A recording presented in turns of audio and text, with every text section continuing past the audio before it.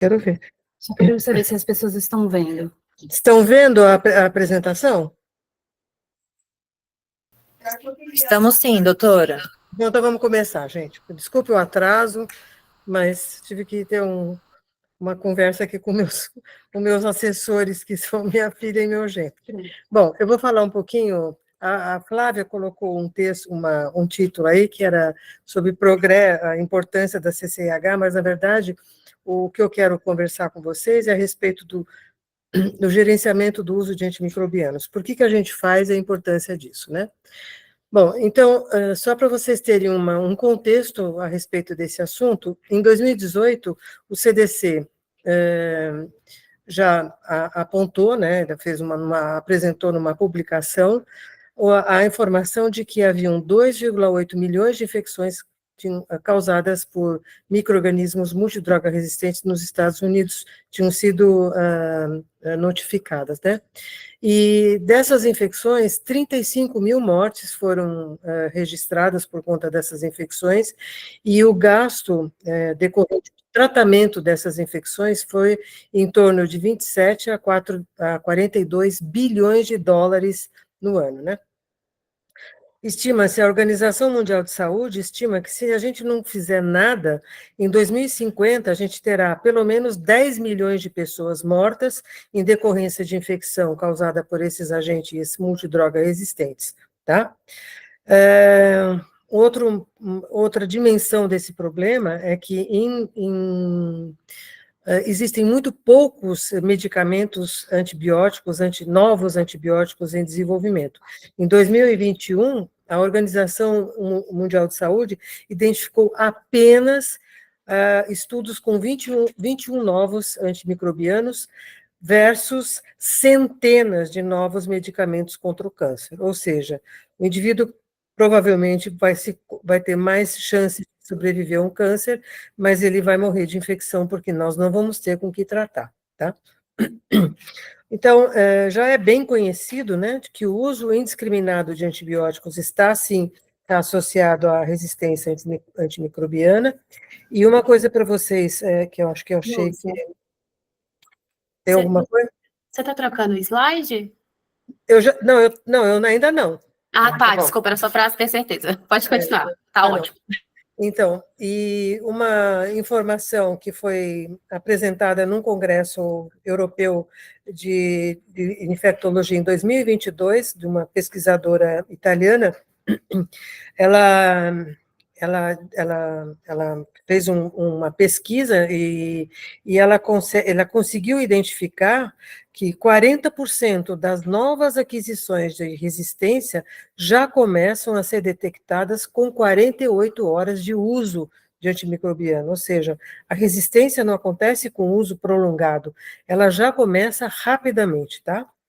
E uma outra informação, que desses indivíduos que se colonizam, né, esses indivíduos, os novos colonizados, aproximadamente 10% deles vão ter uma infecção por esse agente colonizante resistente em 30 dias. Ou seja, isso é grave. Agora eu troquei de slide, deu para perceber? Bom, Não trocou aqui para a gente. Não trocou? Não. Era um pouquinho que a minha assistente de TI aqui está vindo. Ela está assistindo a aula também.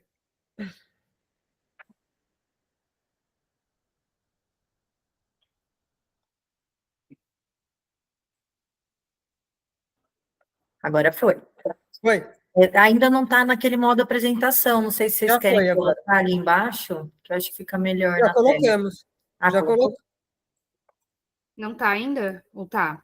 Não, trocou o slide, mas ainda não está naquele modo apresentação aqui para a gente. Que estranho. Eu acho que está com algum tipo de atraso, porque na tela aqui já está. A nossa já está na apresentação. Então tá, mas mudou o slide. Acho que dá vocês conseguem ler o texto?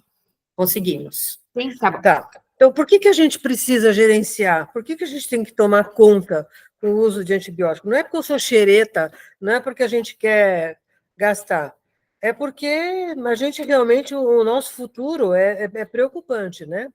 E outra coisa importante, e quem passou já pela CCIH sabe que o uso de antibióticos em hospital é inadequado. A gente, pelo menos, isso são cifras americanas, né? O programa aqui do CDC, ele estima que aproximadamente 30% dos antibióticos utilizados em hospital são utilizados de maneira inadequada.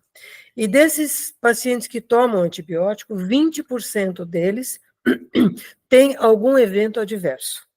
Então, gente, usar antibiótico ou antimicrobiano, que aí envolve quinolona, envolve sulfa, até antiviral, né?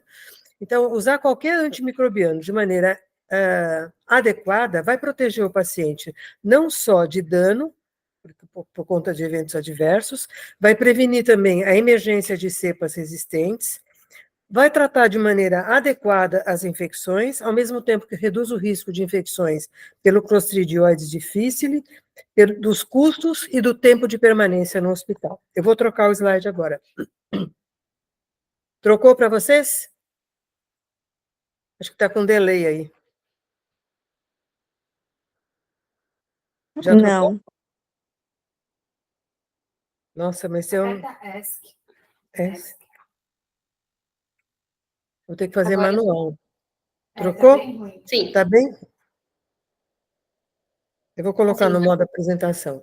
Bom, existem vários... Esse programa de gerenciamento do uso de antimicrobianos não é novidade no mundo, tá? Nos Estados Unidos, ele já existe desde 2007, ou seja, nós estamos seguramente há quase 20 anos de atraso, né? Em 2017, a Anvisa, ela publicou a sua primeira recomendação, não é nenhuma RDC, é só uma recomendação para que os hospitais realizem o controle do uso de antimicrobianos, e que se baseia muito, é muito parecido com o programa do IDSA, que é a Sociedade Americana de Infectologia. Eu não vou entrar em detalhes, mas existem, então, sugestões, né, de implementação, não só pelo CDC, que eles têm um programa um pouco mais enxuto, o IDSA tem um programa um pouco mais extenso e mais elaborado, mas eu vou me deter aqui o programa da Anvisa, que é mais ou menos, é muito parecido com o IDSA. Não adianta querer fazer controle de antimicrobianos se não houver o comprometimento da alta direção, tá? Isso porque o controle, o gerenciamento envolve medidas que possam ser consideradas como sendo antipáticas, como sendo uma tentativa de interferência ou ingerência na prescrição do médico, né? Mas isso envolve também uma mudança de cultura de todos os envolvidos aqui no cuidado ao paciente, tá? Então, se o gestor hospitalar não entender que esse programa é bom e principalmente bom para o paciente, não faça, não vai conseguir fazer nada, tá? Então, as medidas recomendadas aqui pela Anvisa, basicamente, são implementar, então, pré-autorização e feedback para os prescritores. É mais ou menos o que a gente faz hoje, né? Embora a gente tenha umas justificativas bastante esquisitas, né? A Janine, que está passando comigo, viu sim, o xizinho, uns pontinhos, cirúrgico, umas coisas assim, quer dizer, não ajudam nada a quem está fazendo a análise, né? Então, pelo menos uma justificativa. Então, isso, de qualquer maneira, é uma pré-autorização, embora a gente não tenha ação em cima dessa pré-autorização, né? Outra medida que é comum a todos os guias é elaborar guias locais de tratamento. Por que guias locais? Porque não adianta nada eu querer copiar o guia de tratamento do vizinho se eu tenho um perfil de infecção na minha instituição completamente diferente. E cada instituição tem um perfil diferente. Vocês vão ver, eu vou apresentar logo, dentro em breve, vou apresentar numa reunião da CCH, o perfil de sensibilidade e o perfil de tratamento empírico que vai ser sugerido agora para tratamento, mudou muito em 2023, mudou bastante em relação a 2022. 2022 era um outro hospital, 2023 para um hospital com maior complexidade. Então, a gente vai perceber o perfil de agentes etiológicos é outro atualmente, né? O perfil de infecções também é outro, tá? Então, esses guias locais, eles têm que ser personalizados e atualizados periodicamente. Então, não adianta fazer um guia de 1.000, 2.000 e bolinha, tem que estar sempre atualizando esse guia, tá? Mesmo porque aparecem produtos medicamentos novos, novas indicações, resistência, etc. Outra medida que é bastante utilizada fora do país é o stop automático de medicamentos ou similar, né? Isso seria um sonho de consumo, né? De stop automático. Isso ficaria bem interessante para as profilaxias cirúrgicas. Hoje a gente vê profilaxias cirúrgicas de 7 dias, já peguei a 10 dias de profilaxia cirúrgica. Quer dizer, não tem sentido, né? É uma profilaxia estendida? Isso não existe. Ou é um tratamento curto, tá? Profilaxia cirúrgica é aquela que termina, na maioria dos procedimentos, quando o paciente deixa o centro cirúrgico, tá? Para a maioria dos procedimentos. Um ou outro procedimento, atualmente, a gente tem uma profilaxia por, no máximo, 24 horas no pós-operatório. Então, isso se prestaria bastante, mas eu já tentei implementar isso em outro hospital, mas o médico sempre encontra uma maneira de burlar, tá? Ele prescreve novamente, vai fazendo, ou seja, isso é difícil de implementar. Precisaria uma farmácia bem parceira que avaliasse a prescrição diariamente desses pacientes. A outra medida que acho que boa parte dos hospitais já implementou é monitorar níveis séricos de aminoglicosídeo, vancomicina, antifúngicos, como, por exemplo, voriconazol e etc. Tá? Tem também para o uso nível sérico de teicoplanin, mas isso não é utilizado com muita frequência. Uma outra medida bastante também importante é transicionar o tratamento para via oral. Tem muito médico que acha que a veia fazer a prescrição pela via endovenosa é mais potente, é mais útil. Na verdade, não é verdade. Existem alguns medicamentos que têm uma biodisponibilidade tão boa quando administrados por via oral, que o nível sérico da apresentação oral é praticamente o mesmo da apresentação endovenosa, como, por exemplo, é o da linezolida. Quinolonas também tem uma boa biodisponibilidade, ou seja, então, se o agente isolado ele é sensível a algum antibiótico que possa ser utilizado por via oral, é melhor para o paciente. É lógico que a gente vai esperar, pelo menos, o paciente estabilizar o quadro clínico. Uma outra coisa que cada vez mais a gente está vendo é a questão de tratamentos mais curtos. Antigamente, os tratamentos eram 14, 21 dias. Hoje já tem inúmeros trabalhos, e cada congresso que a gente vai, a gente vê situações em que o tratamento mais curto é tão eficaz, tão eficaz quanto o tratamento mais longo, tá? Então, por exemplo, o tratamento mais curto para uma pielonefrite não complicada. Então, não é uma pielonefrite com abscesso, né, nefrético, né, o abscesso do... Então, uma pielonefrite, tratamento 7 é igual a 14, eu vou mostrar para vocês, e tem referências bibliográficas para isso, tá? Um outro avanço que eu acho que talvez ajude aí a gente tornar o tratamento mais efetivo, o diagnóstico mais efetivo, né, e aí você focar o tratamento mais dirigido, é métodos diagnósticos mais modernos, com metodologia molecular, que detectam não só doenças bacterianas, como também doenças virais. Então, lembrar que para algumas situações, como, por exemplo, um TMO, em algumas unidades, por exemplo, na Europa, na Alemanha, o principal agente etiológico que leva à morte dos pacientes submetidos a TMO é o adenovírus, ou seja, não é nenhuma infecção bacteriana, tá? São vírus. Outra coisa muito importante que é a questão da educação do corpo clínico. Então, é uma mudança de mindset, né? Então, fazer com que as pessoas entendam que essa questão de gerenciar não é uma questão econômica, não é uma questão, é o médico da CCA que quer dar o palpite, não é nada disso, é uma questão, hoje, é de mudança de mentalidade, né? Isso, no futuro, a gente não vai ter realmente com que tratar esses pacientes.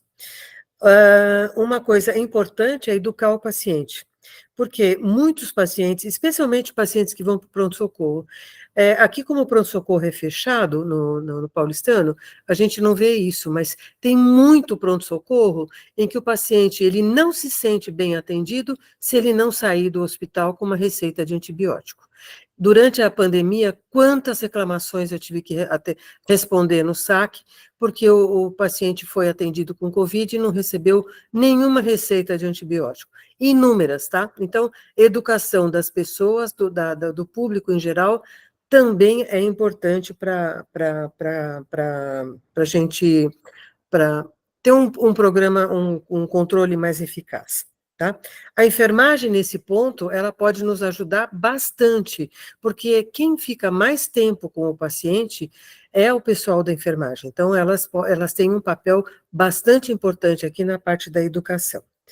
E a outra coisa que é o farmacêutico, né? Um programa de gerenciamento do uso de antimicrobianos, sem o farmacêutico, ele é capenga, né? Ele é manco, porque a avaliação diária da prescrição, identificar oportunidades de transicionar, identificar oportunidades de suspensão da antibiótico profilaxia, isso tudo são os farmacêuticos clínicos que fazem. Então, realmente é essencial, e nos Estados Unidos, eles têm esses programas de gerenciamento, eles são o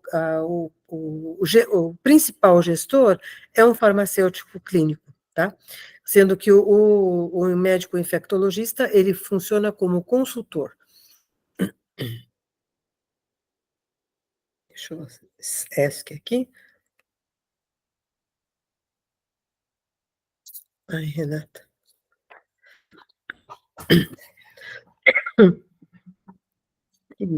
Dá licença.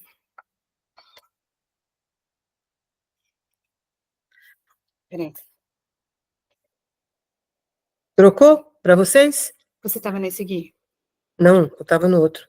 Nesse? Não. Não, esse você começou, depois Tá esse. Esse. Já foi? Já, Esse daqui já foi? Já. Próximo. Então, próximo. Já trocou o slide para você? O slide 4 ainda. Ai, eu não sei. Agora trocou. Trocou? Sim. Por um motivo ali. É que está tendo um delay aqui, não sei o que está acontecendo, porque para mim já estava no outro.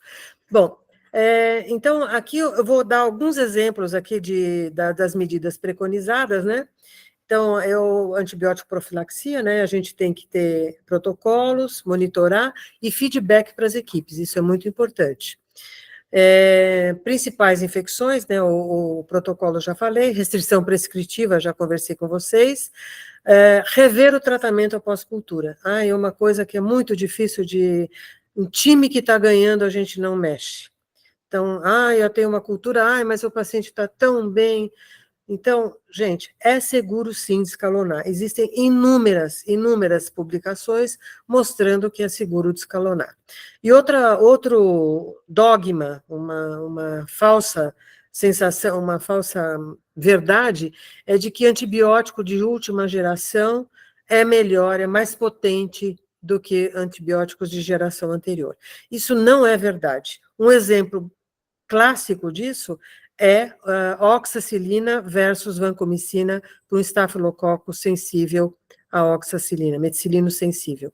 A oxacilina é inúmeras vezes superior à vancomicina, não tem dúvida de que oxacilina seja melhor do que vancomicina, tá? Então, e se o agente é sensível, não tem por que ficar usando carbapenêmico quando o agente é sensível a um antimicrobiano de agente de geração anterior. Então, duração do tratamento, eu só peguei essa publicação, assim, que o autor, ele é um trabalho relativamente, não é tão recente, mas ele fez uma revisão, e ele até apresentou essa revisão num congresso. Olha a comparação, né, do tratamento, né? Pneumonia, a sociedade de comunidade. Tratamento curto, 3 a 5 dias. Tratamento prolongado, 7 a 14 dias. O resultado, semelhante em termos de eficácia, de mortalidade, tudo igual, tudo semelhante, tá? Ou seja, uma pneumonia associada à ventilação mecânica, 8 dias é igual a 14. Então, isso em 2019, né? Pielonefrite, 7 é igual a 10 a 14 dias. Corrente sanguínea para bacilo gram-negativo, 7 dias. Para coco gram-positivo, exceto aqui Staphylo aureus, tá? Para coco gram-positivo, tipo um estafilocoagulase negativo, 5 dias já são suficientes para tratar.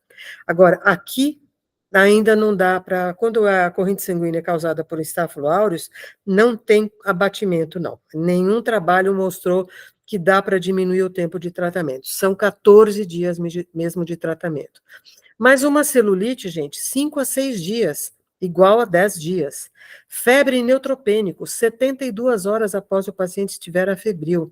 Antigamente, a gente mantinha o paciente com o mesmo esquema até que os eutrófilos atingissem a marca de 500 ou mais.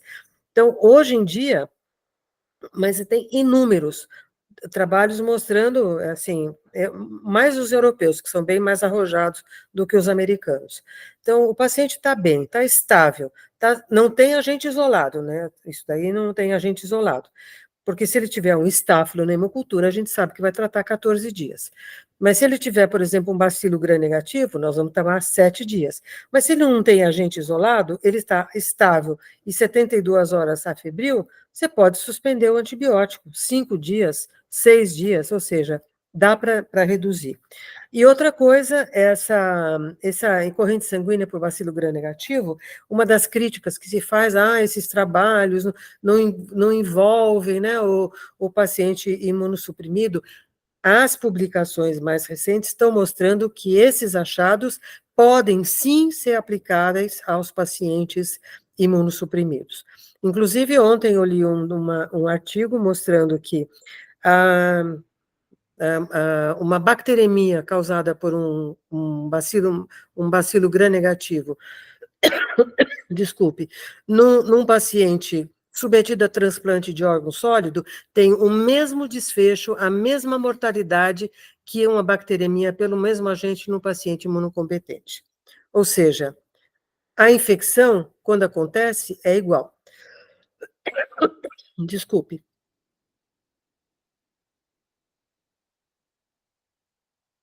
Trocou?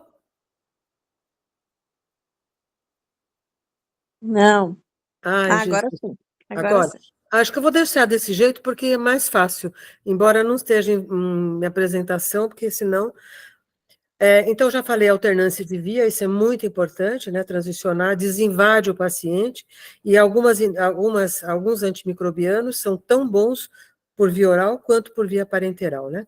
Outra coisa que também já tem evidências é que a infusão prolongada de antibióticos em paciente UTI, especialmente aquele grupo, né? Cefepima, pipetazo e meropenem, tem sim um impacto positivo no desfecho de infecção grave. Então, saiu inclusive uma revisão, que eu acho que eu passei para alguém de vocês aí da UTI, essa é uma revisão mostrando que é uma revisão endossada não só pelos europeus, como também pelos americanos, recomendando infusão prolongada de antibióticos em paciente de UTI, tá?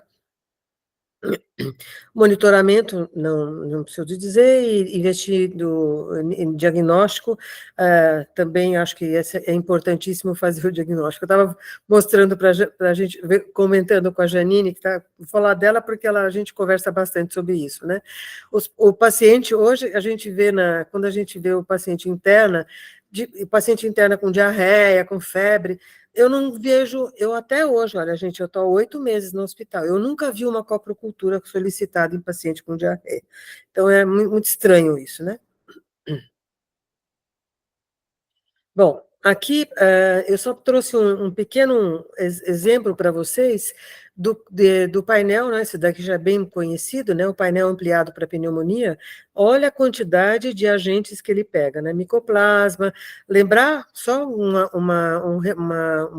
parêntese para vocês, nos países europeus eles estão, começou na China, né, no começo do ano, comecinho de janeiro, houve um surto de infecção por micoplasma em crianças chinesas, e hoje na Europa você vê em vários países, França, Portugal, vários países com pneumonia por micoplasma em pacientes adultos imunocompetentes, tá?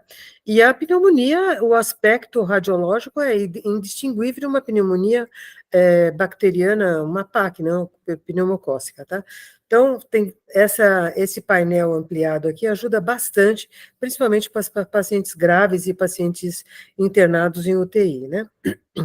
Um outro painel que acho que ajudaria bastante, eu já até comentei com você, né, no Nathalie, que é o painel molecular para diarreia, porque hoje o paciente que faz quimioterapia, ele vem, essa diarreia, colhe uma hemocultura aqui, ponto, né? Olha a quantidade de agentes que podem causar diarreia no paciente imunossuprimido. Campylobacter, Clostridioides, Escherichia coli, Salmonella, cripto, vírus, né, adeno, até esse sapovírus, que eu nunca tinha ouvido falar desse sapovírus, mas, então, uma quantidade enorme de agentes podem ser responsáveis por diarreia nos pacientes imunossuprimidos. A gente colhe hemocultura e é lógico que a gente acaba tratando demais, provavelmente tratando demais esses pacientes. Mais recentemente, gente, tem outros painéis, agora eu vi até um bem bacana, para meningite, para doença sexualmente transmissível, painel molecular para doença sexualmente transmissível, bacana, né? Você tem um paciente com uma lesão ulcerada, genital ulcerada, então você pode aplicar um painel molecular, e tem agora, mais recentemente, mais um painel molecular para as infecções articulares, osteoarticulares, então isso abrevia bastante o diagnóstico e facilita bastante o tratamento do paciente, né? Agora, mais recentemente, o que a gente tem visto é a análise de microbioma. Não sei se vocês têm ideia do que seja essa técnica. Eu fiz uma coisa bem resumidinha, né, para interno, né, para vocês verem, mas, por exemplo, em secreção respiratória, a gente tem vírus, a gente tem bactéria, a gente pode ter fungo. Então, o que a gente, essa comunidade aqui do local que a gente quer investigar, a gente faz um suave, ou coloca esse material num caldo de cultura com substrato, né? Com substrato, e há uma multiplicação dessas bactérias, e aí, a partir de sequências de DNA, através de uma máquina, programas de computação, você consegue identificar os agentes. Ou seja, você tem uma gama de agentes que você possa identificar muito maior do que esses painéis moleculares. Tá? Vocês já imaginaram a dimensão que isso está tomando, né? Então, eu vou participar de um congresso agora que vai ter uma mesa só sobre essa metagenômica para fazer o diagnóstico desse tipo de infecções, de um modo geral, aplicada ao diagnóstico de infecções. Então, isso é realmente um avanço, e acho que os mais jovens, né, provavelmente vão ouvir falar ainda bastante sobre isso. Bom, mas nada disso funciona sem que a gente tenha um programa, medidas, um programa de controle de infecção robusto, né? Então, se você não tiver higienização das mãos, se a enfermagem não colocar o paciente em precaução quando ele interna, se a gente não tiver uma limpeza adequada do ambiente, se nada disso tiver sido implementado de maneira adequada, você não adianta, você não vai conseguir, não vai funcionar o seu programa, porque você vai ter infecção do mesmo jeito, porque a transmissão dos agentes vai acontecer, tá? tá? Então, um dos pilares desses programas de gerenciamento são as medidas de prevenção de infecção implementadas de maneira adequada em todo o hospital. Bom, para vocês terem uma ideia quais são os principais desafios que a gente tem aqui no hospital, acho que o maior desafio que eu tenho é duração de descalonamento, né? As pessoas têm uma resistência muito grande, né? Isso até novembro foram de 564 intervenções que a gente fez, não dessas diminuição do tempo de tratamento, mas a intervenção mais dirigida, olha, uma boa parte delas foi por conta da descalonamento possível, as pessoas não querem voltar para trás, acham que é inseguro, como já falei para vocês que isso não é verdade. Duração de profilaxia realmente muito importante, embora se você pensar do ponto de vista econômico, né, não é o foco dos programas de gerenciamento, não é econômico, tá? Mas vocês imaginem a dimensão desse gasto que não traz nenhum benefício para o paciente, traz só risco para o paciente, risco de clostridium, e um gasto desnecessário para o sistema de saúde. Um outro problema que é tratar uma infecção que não tem infecção, né? Tratar é como agora que a gente está vendo a torto direito, o paciente com dengue recebendo cipro e metronidazol, mas direto e reto. Então, não tem sentido você usar antibiótico num paciente com uma doença viral.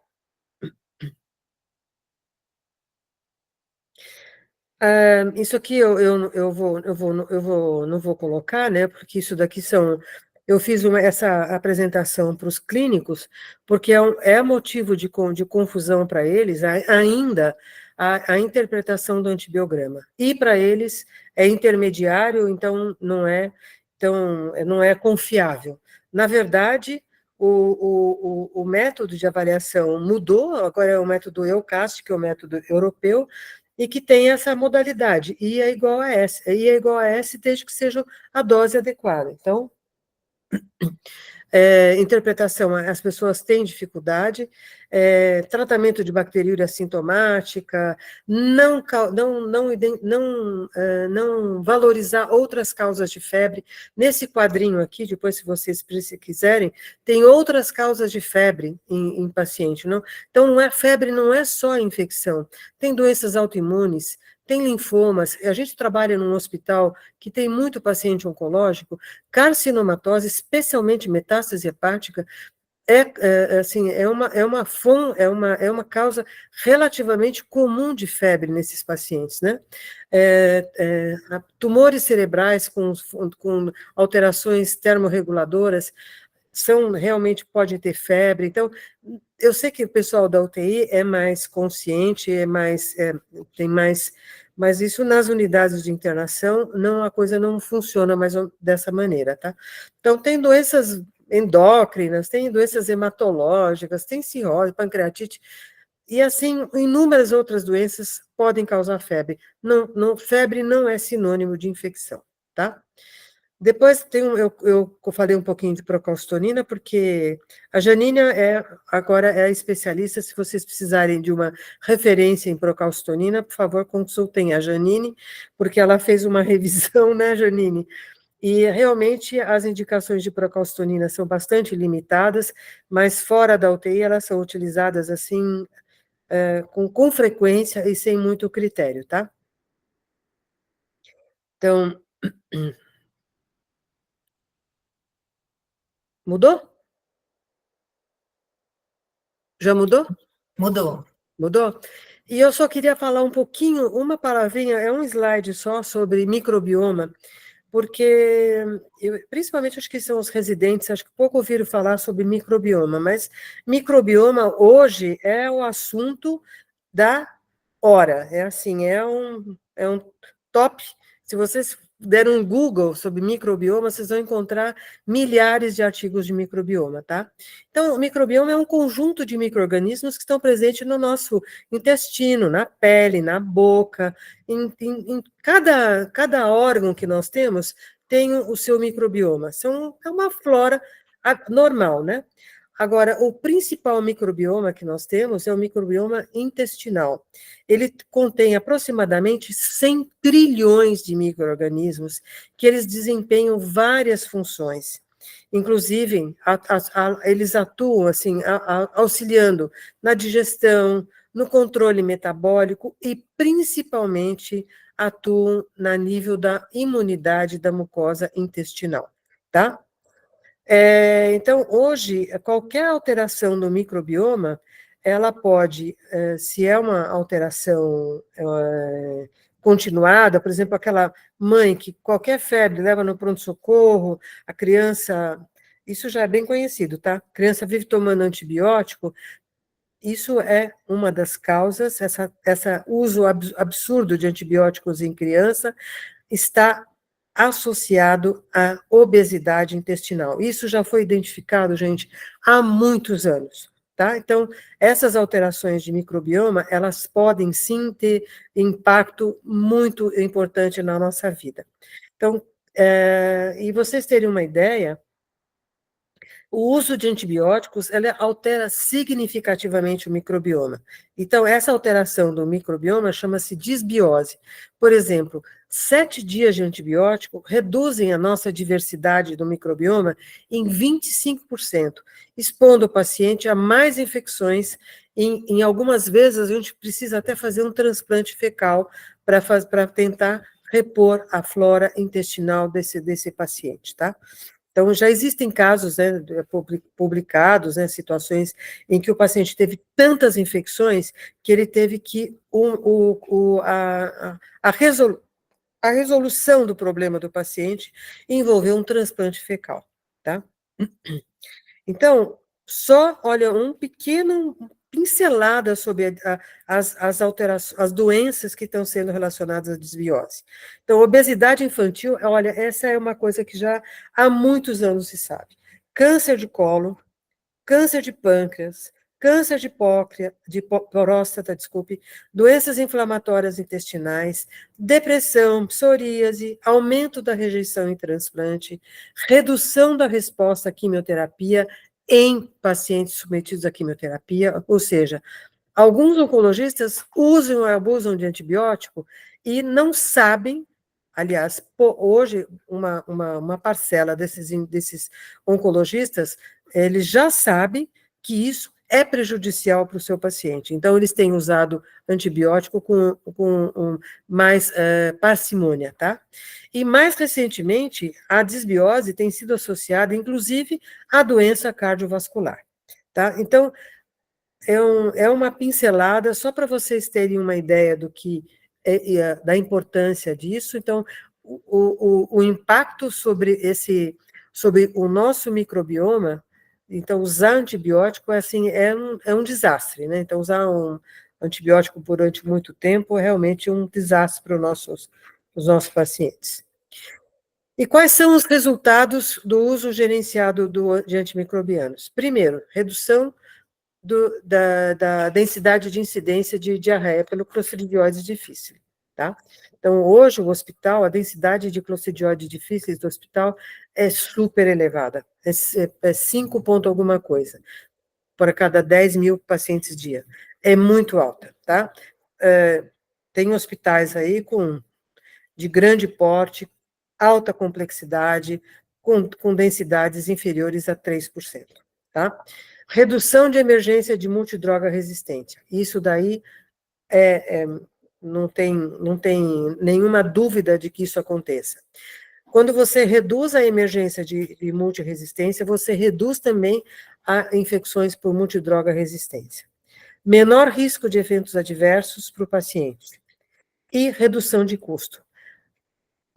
É muito importante que vocês saibam que o gerenciamento não tem como finalidade redução de custo. Não é esse o objetivo do gerenciamento do uso de antimicrobiano.